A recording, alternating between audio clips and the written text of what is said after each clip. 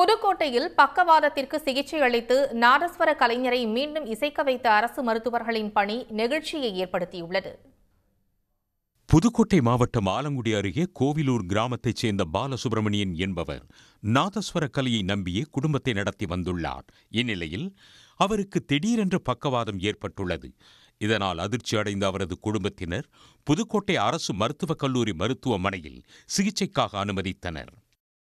ஒரு கையும் காலும் செயல் இல்லாம நாங்க இங்க 108 மூலியமா புதுக்கோட்டை அரசு மருத்துவக் கல்லூரி கூட்டிட்டு வந்தோம். அவங்க உடனே ட்ரீட்மெண்ட் பண்ணாங்க. எமர்ஜென்சி வார்டில் இது பண்ணி உடனே சிடி ஸ்கேன் எடுக்க சொன்னாங்க. சிடி ஸ்கேன் எடுத்துட்டு வந்து என்ன ரிப்போர்ட்ல அப்படின்னு சொல்லி ரிப்போர்ட் பார்த்தாங்க. ரிப்போர்ட் பார்த்துட்டு உடனே ட்ரீட்மெண்ட் ஆரம்பிச்சு மருந்து ஒன்று போட்டாங்க. மருந்து ஒன்று போட்டு 20 நிமிஷத்துலலாம் கையும் காலும் அசைவு வந்துருச்சு.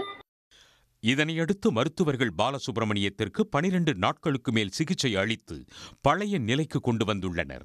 அப்போது அவர் நாதஸ்வரம் வாசித்து தனது மகிழ்ச்சியையும் நன்றியையும் வெளிப்படுத்தினார்.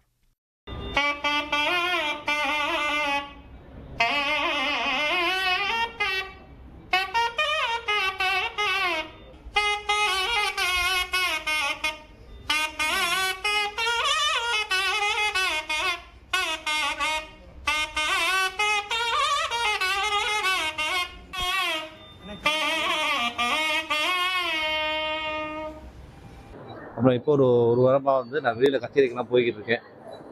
நிறையா வாசிக்க போய்கிருக்கேன். கல்யாணம் கச்சேரிகள் போய்கிட்டு இருக்கேன். அதனால் எனக்கு எந்த தொந்தரவும் இல்லை. நான் 7 நிலைக்கு வந்துட்டேன். நான் நார்மலுக்கு வந்துட்டேன். எனக்கு எந்த தொந்தரவும் இல்லை. நல்லா இருக்கேன் இப்போ.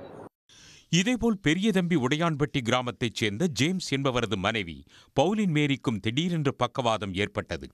உடனே அவருக்கும் தீவிர சிகிச்சை அளித்து மருத்துவர்கள் பழைய நிலைக்கு கொண்டு வந்தனர். திடீர்னு ஒரு கையும் காலும் செயலிழந்தது மாதிரி இருந்துச்சு. உடனே எங்கள் பையன் ரொம்ப மெனக்கட்டு காரை பிடிச்சி இங்கே புதுக்கோட்டை மருத்துவமனைக்கு கூட்டிகிட்டு வந்தாங்க. கூட்டிகிட்டு வந்தோடனே உடனே ட்ரீட்மெண்ட் எடுக்க ஆரம்பிச்சிட்டாங்க. ஊசி போட்டு ஒரு 20 நிமிஷத்துலேயே எனக்கு கை கால் எப்பயும் போல நான் நீட்டாக மடப்பேன். நல்லா இருந்துச்சு. பக்கவாதத்தால் பாதிக்கப்பட்ட இருவருக்கு அரசு மருத்துவர்கள் மீட்டு பழைய நிலைக்கு கொண்டு வந்த நிகழ்வு அனைவரது பாராட்டையும் பெற்றுள்ளது. உடனுக்குடன் செய்திகளை தெரிந்து கொள்ள சன் நியூஸ் பெல் ஐகானை கிளிக் பண்ணுங்க.